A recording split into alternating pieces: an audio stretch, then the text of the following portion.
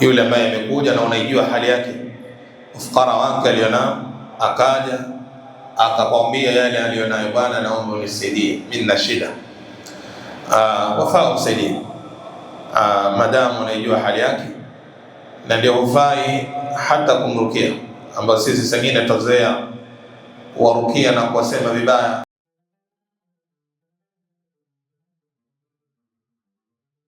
Assalamu alaykum wa rahmatullahi wa barakatuh.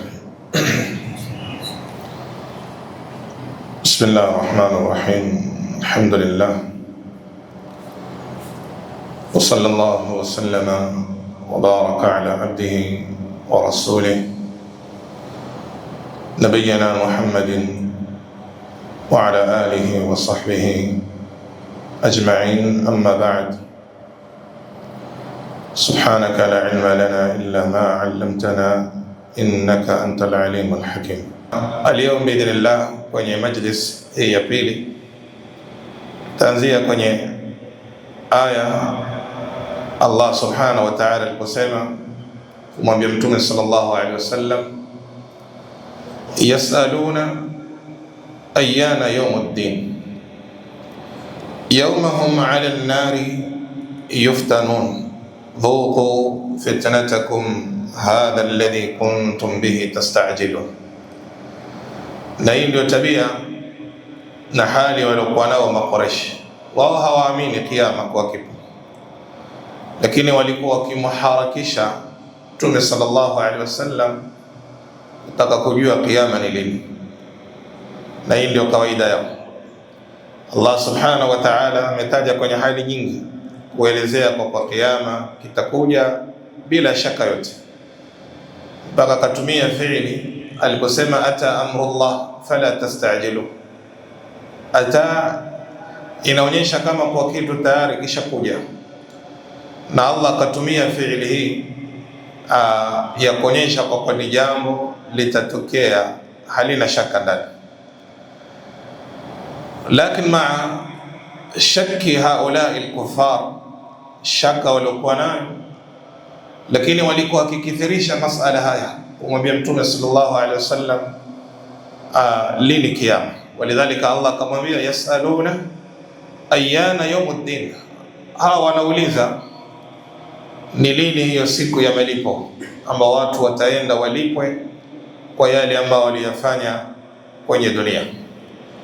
Na hili walikuwa wakilisema ala sabili al-istihza wa takdhib, sio wa kweli kwa wao wanauliza hii siku ni lini, lakini walikuwa wakiuliza kwa njia ya istihza, ya kumfanyia Mtume sallallahu alaihi wasallam istihza, kadhalika takdhiban lihadha al-yawm, vile vile kwa njia ya kuikanyusha hii siku, kwa sababu wao hawaamini haya, hawakuwa wanayakubali kwa watu watakufa na kesho yaum al-qiyama watafufuliwa na watalipwa kwa kila aliyefanya mema alipo mema yake, na aliyefanya mabaya apewe mabaya yake.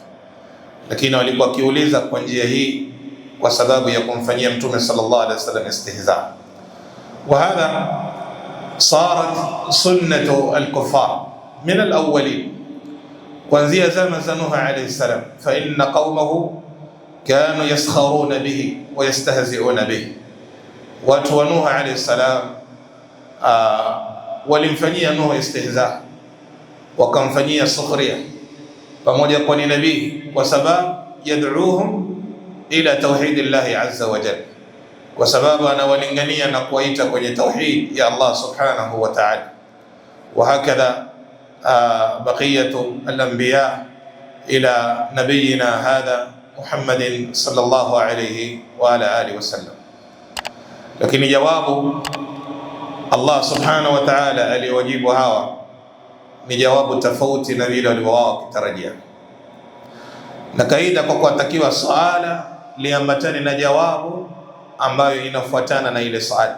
Waliuliza kiyama, ina maana walikuwa wafaa wapewe jibu kwa kiyama ni siku fulani, lakini Allah subhanahu wa ta'ala akawajibu kwa sura hii akiwaambia yawmahum ala an-nari yuftanun, siku hiyo ambao ni siku ya kiyama, wao kwenye moto wa jahannam watakuwa ni wenye kuadhibiwa. hawakujibiwa kwa siku ya kiyama ni siku fulani. Allah akawajibu kwa jawabu hii, siku yao hiyo ya yaum al-qiyama watakuwa kwenye moto wa jahannam, yuftanun, yani yu'adhabun, fayarawnaha ra'ya al-ain, watakuja kuona kwa macho wao. Huu ndio ule moto ambao tulikuwa tukiambiwa. Wayatamanna ahaduhum law yarji'u ila al-wara liya'mala salihan wa hayata, makafiri watatamani angalau waregeshwe tena duniani waweze kufanya yale mazuri ili waokoe na ule moto ambao watakaouona wenyewe, ambao hiyo anaita ainul yaqin. Watakaposhuhudia kwa huo ndio ule moto ambao tuliambiwa na Allah subhanahu, wakati huo ndio watatamani laiti wataregeshwa tena kwenye dunia waweze kufanya ili wasalimike na adhabu. Kafir huyo ni yule ambaye atakayetamani inda ihtidarihi au inda mushahadatihi linnari yawm alqiyama, aseme lait tungekuwa na sisi Waislamu, kama alivyosema Allah subhanahu wa ta'ala, rubbama yawaddu alladhina kafaru law kanu muslimin. Watakuja kutamani hawa makafiri, sema lait tungekuwa Waislamu. Walidhalika dhakara baadhi ya wafasiri wasema hii ni kwenye hali watakaposhuhudia sasa mauti haya yamewajilia, na baadhi ya ulama sema haya watayasema kesho yaum al-qiyama, pindi ile hali ngumu watakaiona hawa makafiri. Na Allah akasema yawmahum 'ala an-nari yuftanun, akiwaambia dhuqu fitnatakum hadha alladhi kuntum bihi tastajilun. Allah waambie dhuqu, na dhuqu maana yake ni kuonja, hii inakuwa bilisani, lakini Allah ametumia neno hili fi haqqi haulai kuffar, si maana ya kuonja tu hivi hivi juu, maana yake kuleni adhabu, pateni adhabu ya kisawasawa. Wa adhabu al-kuffar ni adhabu ambayo haitokoma, yani adhabun sarmada, adhabu ya kuendelea. Falkafiru idha dakhala an-nara fa innahu la yakhruju minha, akiingia hatatoka.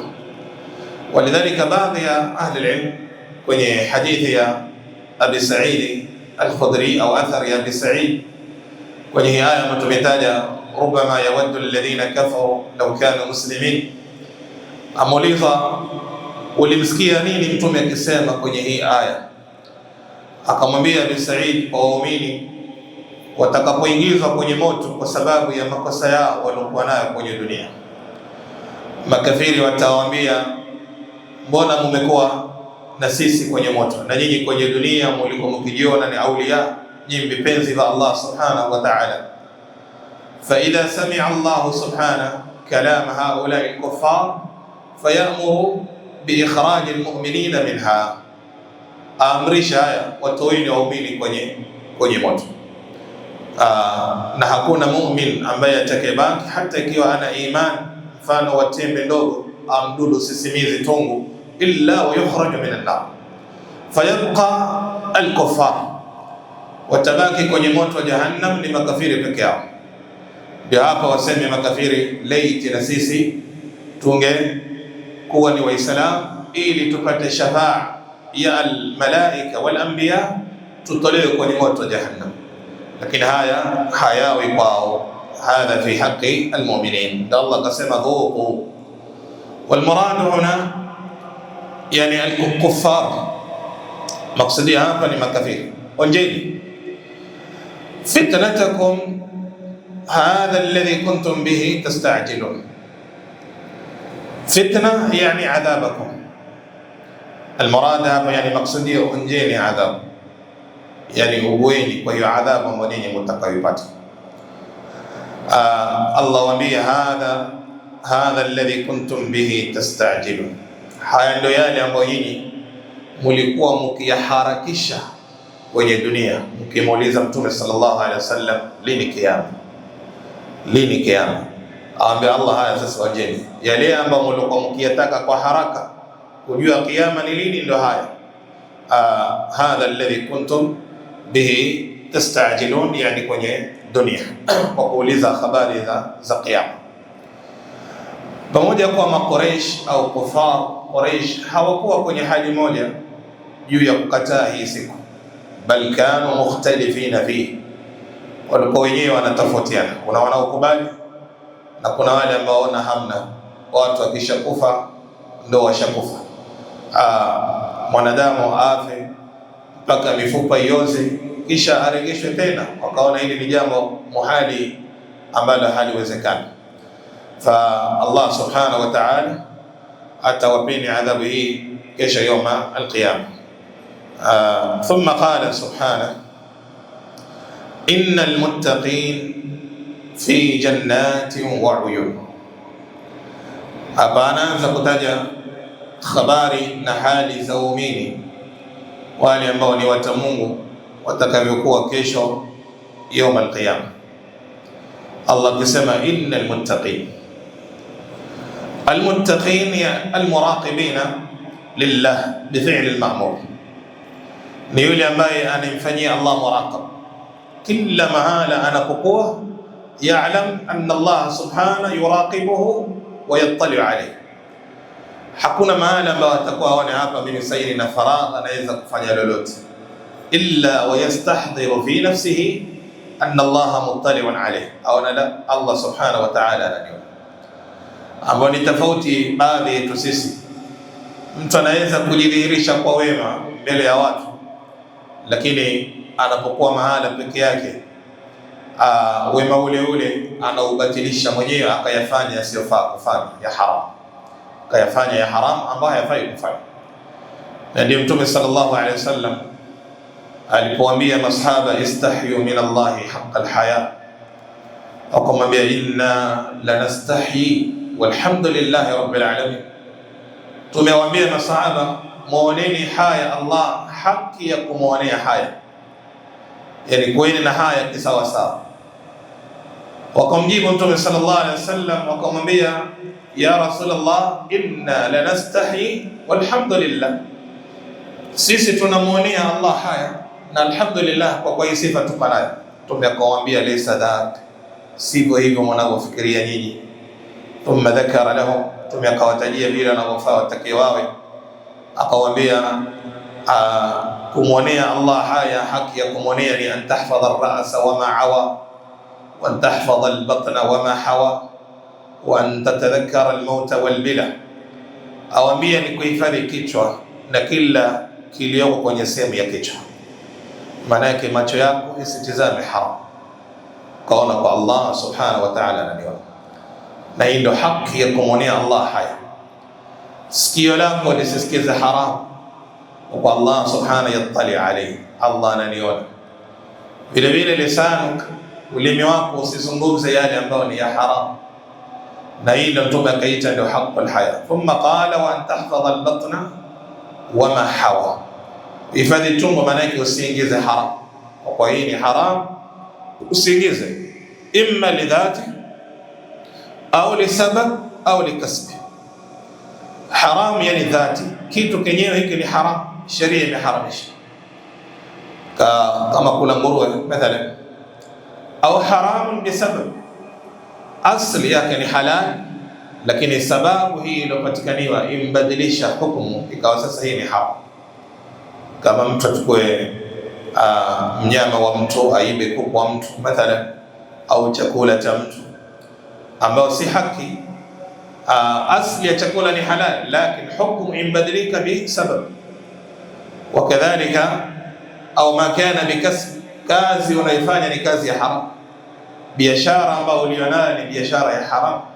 Hadhihi kulluha tunafi taqwa Allah azza wa jalla. Walidhalika at-taqwa huwa jima'u imtithal awamir Allah wa ijtinab an-nawahi, wa hadha huwa al-islam kulluhu. Uislamu wote wa kwenye neno hili taqwa, kwa sababu Uislamu maana yake ni kufanya yale ambayo tumeamrishwa, kuacha ambayo tumekatazwa. Wa at-taqwa ndio maana ya hiyo fi'l al-ma'mur wa tarku al-mahdhur ma'a at-tauhid wa mutaba'a lir-rasul. Lazima haya yote yapatikane, afanye na jiepushe na haram, wa shart an yakuna muwahhidan, Mtu anaweza kuwa anafanya khairi lakini si mtu wa tauhid. Al-yawm kam nara min al-kuffar, makafiri wanafanya khairi, wengine wanachangia mpaka misikiti kujenga, wanatoa pesa zao, huyo amefanya khairi, lakini khairi hii la yuqbal inda Allah subhanahu wa ta'ala, kwa sababu imekosekaniwa shart ya kukubalika, wa huwa al-islam. Lidhalika awe ni muwahhida, kadhalika awe ni muttabi'a للرسول صلى الله عليه وآله وسلم. ولهذا قال طلق ابن حبيب حقيقة التقوى كسمة: التقوى عمل بطاعة الله رجاء رحمة الله على نور من الله، والتقوى ترك معصية الله مخافة الله على نور من الله. Akisema haya maneno Talq ibn Habibi asema taqwa ni mtu kufanya taa kwa kutarajia thawab kwa Allah subhanahu wa ta'ala, ala nur, ay ala ilm, anajua kwa kweli analifanya ni jambo lipo kwenye dini. Wa hakadha yanbaghi an yakuna almuslimu fi ibadatihi, katika ibada anazifanya atakiwa afanya ala ilm, ala basira, anakifanya hiki ajua hii ni nini ninayofanya. Hatakiwi Muislamu an yakuna jahilan fi ma yaf'alu min al-ibadat, na huko ni kufanana na wanasara, kwa sababu manasara hum juhal kama alivyotafsiri aya wala dhalim. Maksudia huna an-nasara alladhina abadu Allah ala jahl, ambao walikuwa wanamwabudu Allah kwa ujinga. Wal muslim hatakiwi awe kwenye hali hiyo. Walidha qala amalun bi ta'ati Allah rajaa rahmatillah ala nuri min Allah. Vitu vitatu: ufanye taa wa kutarajia thawab na ukiwa na ilmu kile unachokifanya. Wattaqwa kadhalika tarku ma'siyatillah makhafata Allah, waata ma'siya kwa sababu ya kumwogopa Allah asije kukuadhibu kesho ya al-qiyama. Ala nuri min Allah, ala ilm, kwa kujua hili jambo ni haram ukajiepusha nalo. هذا أخرجه ابن أبي شيبة في المصنف. لذا قال سبحانه: إن المتقين في جنات وعيون. وتمنغ وأميني وتقوى كوني جنات يعني بساتين كيش يوم القيامة كوني بيبو يا الله سبحانه وتعالى، ambao ndio akbaru neema ya waumini ambao watakoingiza katika janna ya Allah subhanahu wa ta'ala. Wa hiya ala darajat, na iko na daraja yake, na kila mmoja ataingia kulingana na amali yake alifanya lillahi subhanahu wa ta'ala. Allah kasema fi jannatin wa uyun. Uyun yani pepo ambao kutakuwa ndani yake na mito mbalimbali, ambao Allah subhanahu wa ta'ala ja'ala hadhihi an-na'ima li ahli aljannati fa innaha na'imatun la tanqati', neema ambazo zisizo katika. Kwenye dunia mtu anaweza kuwa na neema lakini mwisho neema ile inamuondokea. Sawa ni neema ya afya, ni neema ya mali, neema ya watoto au ghairi dhalik, lakini itakuja wakati kwa hizi neema zinaweza zikamkatikia mtu duniani. Lakini neema za kesho يوم القيامة ni neema ambazo tadumu ala ashabiha, zitakazodumu kwa wale ambao watakaoneemeshwa neema hizi. Walidhalika fiha anhar min ma'in ghairi asin, kama ilivyokuja kwenye aya. Utakuwa na mito ya maji ambayo yasiyobadilika, yani maji ambayo hayawezi kubadilika hali yake ilivyo. Leo kwenye dunia maji yakikaa kwa muda utaona maji yametoa test nyingine, ladha nyingine, au pengine yameanza kutoa harufu fulani. Lakini haya maji ya يوم القيامة ni maji ambayo la yataghayyar. Wa hadhihi tashabuh fi al-asma. Allah ametaja maji, akataja maziwa, akataja mto wa asali na mto wa pombe. Hadhi asha alma wal-laban wal-asal wal-khamr. Na Allah amejalia kwa ni anhar. Anhar maana yake ni mito hiyo, watu kwenye qusur aljanna wa ashtariha, itakuwa hii ndio mito inapita. Na Muislamu ni yeye mwenyewe toa, atote anywe. Lakini ukiangalia haya majina, jina la maji, jina la maziwa, jina la pombe na jina la asali, hadhihi tashabuh fi al-asma, wa illa al-haqa'iq hiya takhtalif. Uhakika na uhalisia hivi vitu ni vitu tofauti. Lakini zimeletwa kwa maana hii ni kwa ajili ya taqrib al-maana ila al-mukhatab, ili kuweza kukurubishiwa yule anayezungumzia kuelewa kinatukusudiwa nini. Vile vile kwenye janna kuna fawakih, matunda mbalimbali. Miongoni mwa hayo ni mitende, mizabibu ambayo leo duniani tuko nayo, lakini sio hizi zilizoko duniani, kwa kuwa ndio zitakuwa zile zilizoko kule, majina tu, lakini uhalisia wa vitu ni vitu tofauti, hazifanani, kwa sababu Allah subhanahu wa ta'ala amezisifu hizi. Khamri yenyewe amesema ni ladha lisharibin, kila atakayekunywa atahisi ladha, la hataondokewa na akili yake kama ili pombe la duniani ambao ni madhara anaojipatia yule ambaye anaikunywa.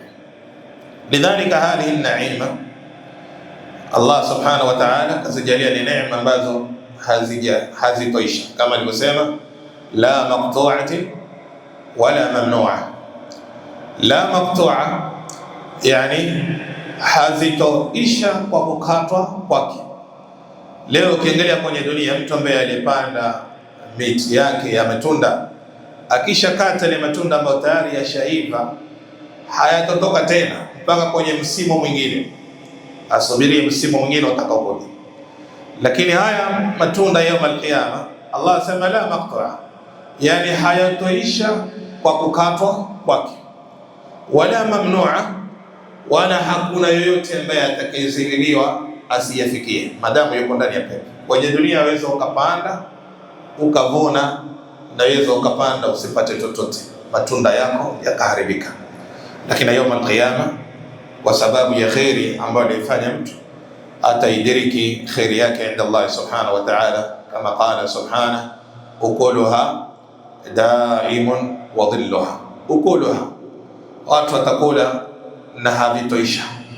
Wa hadhihi min an-na'im التي جعلها الله سبحانه وتعالى لأهل الجنة ما غيرها, pamoja na neema nyingine. Hali ya watu ambao watakoingia kwenye pepo kwenye hali ya ujana. Vile vile Mtume sallam kama jaa kwenye hadithi mbalimbali, wa kuwa la yataghawatun wala yabulun wala yabsuhun, hakuna kuingia haja ndogo wala haja kubwa, wala hakuna kutema mate wala ghairi dhalik, kwa sababu ili ile neema na starehe za wao wakiwa kwenye pepo ya Allah subhanahu wa ta'ala ziwe zimekamilika. Thumma qala subhanahu akhidhina ma atahum rabbuhum innahum kanu qabla dhalika muhsinin. Akhidhin ay amilin,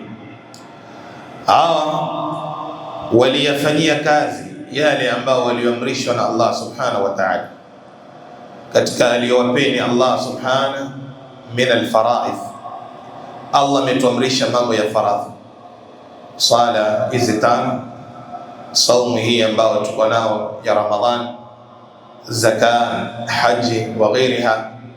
Katika yale ambayo Allah ametupa haya ni ya faradhi tuyafanye. Ndio akasema akhidhina ma atahum rabbuhum, wakawa ni wenye kuyafanya yale ambao waliopewa na Mola wao katika mambo ya faradhi. Na ndio al-Imam Ibn Jariri rahimahullahu ta'ala akisema kwenye hizi aya, wasababu fi usulihim ila hadhihi al-martabati al-'aliyyati wad-darajati as-samiyah innahum kanu qabla dhalika muhsinin. Asema sababu ya hawa waumini kufikia kwenye martaba hii ya juu na daraja hii ya juu kwenye janna ya Allah subhanahu wa ta'ala, kwa sababu wao kabla hawajaingia kwenye pepo walikuwa ni muhsinin. Innahum kanu qabla dhalika muhsinin. Wa hadha ihsanun fil qawli wa fil fi'l wa fil aqida, yani muhsinuna fi aqwalihim, muhsinuna fi af'alihim, muhsinuna fi aqaidihim, wakiwa na wema kwenye wanaoyasema yao mazuri, wema kwenye yale ambao wanaoyafanya yenye kumridhisha Allah subhanahu wa ta'ala, na vile vile hata kwenye aqida. Fa inna sahiha almu'taqad, yani mu'taqad wa mtu, aqida ya mtu ikiwa ndio sahihi, ndio sababu ya kuweza kumsalimisha mtu na moto yawm al-qiyama. Lakini ikiwa ni aqida hizi chafu ambazo haziafikiani na hali aliyokuja nayo Mtume sallallahu alaihi wasallam, hizi zinaweza kumuingiza mtu katika moto wa jahannam, kama alivyosema Mtume sallallahu alaihi wasallam, wa inna hadhihi al-umma wa sataftariqu hadhihi al-umma ala 73 firqa thumma qala kulluha fi an-nar illa wahida. Zote hizi makundi 73, katika 73 72 yote yataingia motoni isipokuwa moja tu. Walulama wanasema al-murad huna hadhihi al-firaq al-mubtada'a wa hiya firaqun dhala, ambazo zimeacha mwongozo na hali ambayo alikuwa nayo Mtume sallallahu alaihi wasallam. Walidhalika muislamu ataka awe ni muhsinan fi qawli, useme mazuri, fanye mazuri, na iwe aqida yako ni aqida mzuri, aqida ya ahli sunna wal jamaa. Ndio akasema haya maneno al-Imam Ibn Jarir rahimahullah ta'ala. Thumma Allah akaelezea hizo ihsani zao ni zipi, akisema kanu qalilan min al-layli ma yahja'un, yani wa min ihsanihim, katika wema ambao walikuwa nao hawa ambao walioifikia hiyo pepo, Allah akasema kanu qalilan min al-layli ma yahja'un, yani hawalali usiku isipokuwa ni nafasi dogo au wakati mdogo tu. Wal maana yani kana hujuruhum bil layli qalil, yani kulala kwa usiku ni muda mdogo sana.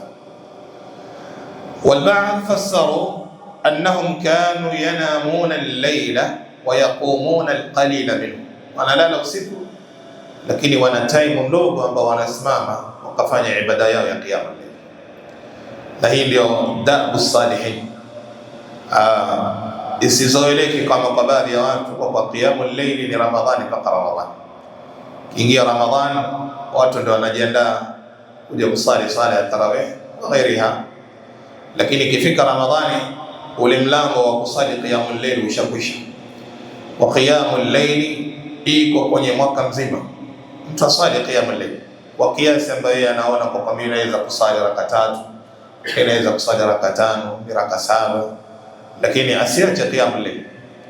Bal Imam Ahmad rahimahullah kana yara, wa yule ambaye asifanya hata witr, yani hata witr hasali, kana yara annahu rajul su, yonekana huni mtu mbaya, yani hata witri hasali, ila raka moja ya witr au raka 3 hasali. Walidhalika Allah dhakara anna min ihsan haula ahli aljanna, katika yale ambayo yaliwafikisha kuingia kwenye pepo ya Allah, kwa kuwa wao walikuwa wakilala kidogo wakisali, au wakilala na wakisimama kiasi kidogo. Na yote haya ni sawa. Yule ambaye aona kwa alale saa 10 akainuka angalau ile jisali moja akafanya ibada, fa hadha hasan. Na yule ambaye aona kwa mimi saa 8 naweza kuanza kaenda mpaka fajiri, fa hadha khairun adhim, hii ni khairi kubwa zaidi. Lakin maa dhalika fa kullu sahih, yule ambaye atakayelala akainuka kiasi na yule ambaye akachukua muda mrefu kwenye ibada akalala kidogo, wote hawa wako sawa, illa sikuhuisha usiku mzima, kama wale watu watatu walienda kuuliza ibada za Mtume sallallahu masahaba, Mtume anafanya nini kwa wake zake? Akauliza, hebu tuelezeni ibada za Mtume anazofanya ni ibada gani? Wakamuelezea, wakaambiwa Mtume anafanya ibada zake kama ilivyokuja kwenye hadithi, kaannahum aqaluha qalila ja'alu hadhihi al-ibadat qalila, yani Mtume anafanya ibada hizi wakaziona ni ndogo. Kila mmoja akaweka mzigo wake, akasema mimi sitaoa tena, tashughulika na ibada, sitaki habari za kuoa. Yule mwingine naye akasema mimi vile vile la ana au la arqud, silali siku mzima nitafanya ibada. Na yule mwingine naye akasema amma ana fa asumu fala uftar, nami nitafunga siku zote sifungui. Mtume sallallahu alaihi wasallam alipokuja akapewa habari, akawafuatia akawakuta kwamba antum alladhina qultum kadha wa kadha, nyinyi ndio wale ambao mmesema hivi na hivi. Qalu na'am, tumekwambia amma ana fa akhshakum lillah wa atqakum lah, mimi ninamcha Mola zaidi kuliko nyinyi. Lakini pamoja na hayo atazawwaju nisa wa asumu wa uftir wa anamu wa usalli wa arqud faman raghiba an sunnati falaysa minni. Amba mimi naoa wanawake, mimi nafunga na siku nala siku nyingine, vile vile mimi nasali usiku na lalala, na yule ambaye atakayeenda tofauti na njia yangu hii, basi zikatika ambao wako kwenye mwendo wangu, pamoja kwa nia yao nzuri, lakini khalafu manhaja Rasulillah sallallahu alaihi wasallam. Lidhalika qiyamul layl ni qiyam kana da'u salihin. Hii ilikuwa imekuwa ni ada, pamoja kwa yahitaji nafsi kuzoezeshwa. Qiyamul layl si rahisi. Kwenye tarawih mtu anaweza kupata sapota ya Ramadhani, lakini ikisha kutoka Ramadhani mtu kuamka usiku si jambo ambalo rahisi. Yahtaju ila tarbiyati an-nafs wa ta'widha hatta tastaqim, kama alivyosema Sufyan al-Thawri akisema alajtu nafsi kwenye qiyamul layl 20 sana, kwa muda miaka anapambana na nafsi kwenye kuinyosha kwenye qiyamul layl mpaka nafsi ikubali. Ikikubali inakuwa kitu sasa ni kawaida tu, waona hili ni jambo la kawaida kwa. Ikifika tule time mmoja utainuka fanya hiyo ibada. Kadhalika qala wa bil ashari hum yastaghfirun, na katika wema wa hawa ambao walioingia kwenye janna ya Allah subhanahu wa ta'ala kwa kwenye wakati huu wa ashar ambao ni wakati sahar, ile thuluth ya mwisho ya usiku, hum yastaghfirun, wanaleta istighfar. والإمام مجاهد رحمه الله قال يعني يصلون فقد قام من نومه يناجي ربه بالدعاء والاستغفار، ولو كان في الصلاة لكان من أحسن الحالات وأبرك اللحظات وسبب لعظيم الهبات والمكرمات، وقد امتدح الله أهله. Asema Mujahid ay yusallun, mtakia ameamka kwenye usingizi wake akatawadha vizuri akaingia kwenye sala akawa yunaji rabba, anazungumza na Mola wake bidua, akimwomba Allah subhanahu, akileta istighfari juu ya makosa yake. Akiwa kwenye hali hii ndani ya sala inakuwa ni hali bora zaidi na kamili. Pamoja kwa mtu anaweza kaamka lakini akakaa kando analeta adhkari, asoma Qur'an, analeta istighfar, lakini akiwa kwenye sala fahadha min ahsani alhalat, katika zile hali bora ambazo mtu atakiwa awe nazo. Ndio Allah akawasifu hao aliposema wal mustaghfirina bil ashar, Allah akiwasifu hao wanaoleta istighfar kwenye wakati huo wa ile thuluth ya mwisho, kwa sababu ni wakati bora katika nyakati ambazo ni arja fi qabuli dua, ni wakati huu ambao inatarajiwa dua kukubalika kwa haraka, ni kwenye sehemu hii ya thuluth ya usiku ya mwisho. Hata kama mtu atamka saa 10 bado nafasi iko. Walihadha jaa kwenye hadithi ya Abi Huraira anna an-nabiy sallallahu alayhi wasallam yaqul yanzilu rabbuna tabaraka ismuhu كل ليلة حين يبقى ثلث الليل الآخر إلى السماء الدنيا، فيقول من يدعوني فأستجيب له، من يستغفرني فأغفر له، من يسألني فأعطيه. متفق عليه. الله ينزل على شكر ila sama dunia, mpaka kwenye mbingu hii ambayo tunaiona sama. Wa hadha an-nuzul yani yaliqu bi jalali, anashuka vile Allah anavyolingana na utukufu wake. Hapafai kufananisha kushuka kwa Allah kama kushuka wewe kwenye ngazi, vile unavyoshuka kwenye ngazi, sio maana kwa Allah yashuka hivyo, wala yajuzu, wala haifai kuuliza kwa Allah yashukaje. Allah yashuka kwa namna gani? فالله سبحانه وتعالى أثبت لنفسه هذه الصفة، يعني أثبت له رسوله صلى الله عليه وسلم هذه الصفة، تمع من ثبتشيه صفة، haifai kufanywa ta'wili wala tahrif. Na ndio wale wanaomsingizia Sheikh al-Islam Ibn Taymiyyah rahimahullah. Mmoja aliingia kwenye msikiti kwenye sehemu ya Dimishq, akawa Sheikh al-Islam ni khatib, ana khutubu siku ya Ijumaa. Alipofika kwenye hii hadithi kuelezea sifa ya Allah kuteremka, ati Sheikh al-Islam akawafananishia, akasema yanzilu hakadha, akajifananisha yashuka kwenye nini? Kwenye mimbar, Allah yashuka hivi. Wa hadha kadhib waftara ala Sheikh al-Islam Ibn Taymiyyah rahimahullah, ambao Sheikh al-Islam ameandika vitabu vingapi vya aqida fi ithbati hadhihi sifat ala ma yaliqu bihi subhanahu. Kitabu yake Aqida al-Wasatiyya, ambao ametaja ndani sifatu wa asma, majina na sifa za Allah subhanahu wa ta'ala. Fala yaliqu lahu, aje amfananisha Allah kwenye kuteremka kwake kama anapoteremka yeye kwenye mimbar. Lidha hadha ghairu sahih, lidha tuamini kwa Allah yoshuka. Kuna wale ambao wakataa, wasema yanzilu, wasema la, si Allah anaiteremka, yani yanzilu rahmatu, rahma yake ndio inashuka. Na haya maneno yanapingana na maneno yaliyoko mbele. Tukisema kwa kuwa si Allah anayeshuka bali rahma yake ndio inaoteremka, haya maneno yaliyoko mbele yanaenda kinyume na hivyo. Kwa sababu mwisho ya hadithi yasema man yad'uni fastajiba lahu. Je, hiyo rahma ikishuka inasema hivyo?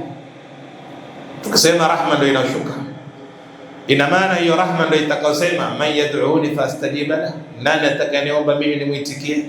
Fala, haiwezi. Fahadha lillahi subhana, Allah yashuka, ila anashuka kulingana na utukufu wake, hatujui anavyoshuka, lakini tunathibitisha kwa Allah subhana. Ikifika thuluth ya mwisho ya usiku anakuja mpaka kwenye mbingu ya kwanza ya dunia. Fayaqulu subhana, Allah yunadi man yad'uni fastajiba lahu, ni nani atakayeniomba dua nimjibu dua yake, na ni nani anayetaka kuomba msamaha nimpe msamaha, na ni nani ambaye mwenye haja atakayeniomba nimkidhie na kumpa haja yake. Lidha hadha waqtun mubarak, Allah yanzil wa yunadi ala ibadi, hata kama hatusikii, lakini Allah subhanahu wa ta'ala yunadi. Na ni wakati bora ya mtu kumlilia Allah subhanahu na kuomba yale mahitaji yake ambayo anahitaji kwa Allah subhanahu. Wakad jaa fi hadithi Umar ibn Abasa qala Rasulullah sallallahu alayhi wasallam inna aqraba ma yakunu ar-rabbu min al-'abd jawfa al-layli al-akhir. Inna aqraba ma yakunu ar-rabbu min al-'abdi jawfa al-layli al-akhir, yani Allah anakuwa karibu zaidi na mja kwenye wakati wa mwisho wa usiku, kwenye ile thuluth ya mwisho ya usiku. Lidha fa'ala al-mu'min an yastaghilla hadha al-waqta al-mubarak muathiran li ta'ati Allah, ili apate ile khairi ya Allah subhanahu wa ta'ala. Idha qala wa fi amwalihim haqqun ma'lum, wa fi amwalihim, na kwenye mali zao,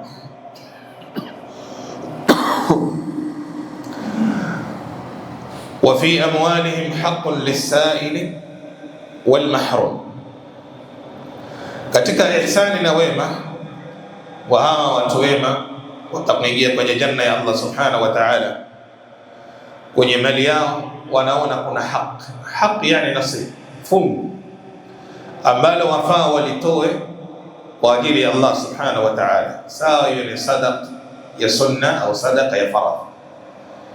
Ndio Allah kasema wa fi amwalihim haqq lis-sa'il. Sa'il ni yule ambaye alikuja akakuomba kwa sababu ya shida na ufukara alionayo, na hufai kumrukia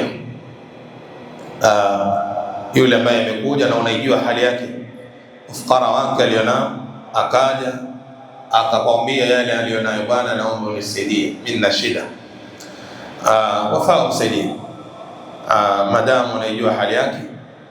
Na ndio hufai hata kumrukia, ambao sisi sengine tuzoea kuwarukia na kuwasema vibaya yule ambaye anaikuja kwako kwa ajili kwa ahitaji kile utakachoweza kumsaidia. Na Allah akasema wa amma saila fala tanhar, yule atakayekuja kukuomba usimrukie ukamtolea maneno makali, wewe umezidi, wewe ni hivi, unachotoa mpe, wa illa mwambie maneno mazuri aende zake. Na ukiona hii ni tabia na mtu ana nafasi yake, mpe nasaha, mlekezi, kuliko kumsema haya tumsaidia chochote, kwa sababu muombaji kwa sababu ya ufukara wake alionayo na akawa ana haja, afaa apewe, ingawa aula ni mtu kujizuia na shida zake. Isiwe kila jambo yani dogo wewe tayari watafuta nani ambaye atakusaidia, ambao waweza ukajaribu mwenyewe ukalitatua tatizo lako mwenyewe. Na Allah akasema wa fi amwalihim haqqun lis-sa'il wal mahrum. Al-mahrum ni yule ambaye al-muta'affif al-qa'id fi baiti, ana shida, faqir, lakini aishi hajui kuomba, kwa mimi siwezi kuomba, afadhali nife na njaa zangu, lakini hawezi kwenda kumlilia fulani naomba unisaidie, yani afif, anajizuilia. Wa hadhihi sifa mahmuda, hata ikiwa ni ngumu, lakini Allah subhanahu atakupa tawfik na utaweza kufaulu kwenye hiyo ya kujizuia. Lakini swala la kuomba tu saa zote, na pengine mtu ana afya yake, ana nguvu zake, na pengine hata kijana tu na sengine hata haya mtu hana, asimame bwana, kwanza juzi sijakula, naomba mnisaidie na chakula, ambao ukiangalia mandhari yake ni mtu anaweza akajishughulisha akajitafutia mwenyewe na akajiendesha maisha yake. Mtume sallallahu alaihi wasallam alipoambia yule sahaba, akamwambia kubeba wewe, kwenye maana ya hadithi, ukabeba shoka yako ukaenda zako kwenye msitu, ukakata kuni zako, ukafunga, ukaja nazo mjini, ukauza, awambia ni bora hilo unalifanya kuliko kuomba. Wenda unaimuomba akafanyaje? Akakopa au akakunyima. Na hakuna kitu anaposikia vibaya mtu wakati anaponyimwa, kwamba bwana sina, na pengine unamjua wanazo, kwenye moyo wako linakugonga na unasikia vibaya, lakini si tabia ambao tutafaa sisi kwa nayo. Ila pakia na haja na dharura, mtu aweza kuomba usaidiwe. Mtu aweza kufikia na maradhi akajiona yeye peke yake hawezi kujitosheleza, hali yake ngumu, akirejea kwa Uislamu amsaidie, ana khair. Lakini kuna baadhi ya mambo mtu atakiwa apambane naye mwenyewe, mambo yake apambane nao mwenyewe. Lidha qala wa fi amwalihim haqqun lis-sa'ili wal mahrum, yule ambaye mwenye kujizuia pamoja na shida zake alizonazo. ولهذا قال النبي صلى الله عليه وسلم في حديث أبي هريرة: ليس المسكين بالذي ترده التمرة والتمرتان ولا اللقمة ولا اللقمتان، إنما المسكين المتعفف. Yani sio miskini yule ambaye anipata angalau lukma moja, tonge moja, tende moja, tende mbili, lakini maskini wa hakika ni yule almutaaffif, yule ambaye shida nazo lakini kavumilia na kubaki kwenye ile hali mpaka Allah subhanahu wa ta'ala atakapomfungulia hali yake, kama Allah alivyosema: la yasaluna an-nasa ilhafa, hawaombi kwa kushindilia, unajua kushendelea waomba na huko wewe umenivunja bwana, naomba mtakwambia sina bwana, naomba msaidie hali yangu ni bwana sina bwana ni hivi. Na kuna wengine siku hizo wana ujanja, shekhe, mtu akija hulia, wallahi mtu atakuja hajaanza kukwambia tayari shaanza kulia. Hao wajanja wengine machapeli hao. Sasa mtu akwambiaje bwana nimefiliwa na mtoto wako, na anayosema wallahi kadhib, mimi tayari shanifikia. Mtu yualia kabisa na kumbe sivyo unavyomdhania, kumbe sivyo. Sasa hata wale wa kweli wenye shida zimeharibika mambo yao kusaidiwa kwa sababu ya hao ambao si wa kweli kwenye mambo yao. Na Muislamu hafai kwa kwenye hali hii. Muislamu hafai kujipamba na tabia hii, bali yambaghi an yakuna hafifa. Kuna watu leo kimandhari yao waweza kuona hawa watu labda wana nafasi zao kwenye maisha, lakini ukiangalia uhalisia wake ni mtu taabani, lakini hajaweka sura ya udhalilifu na unyonge, bali anajiweka kwenye sura akionekaniwa ni kama anatu yahsabuhu aljahilu alaghniya.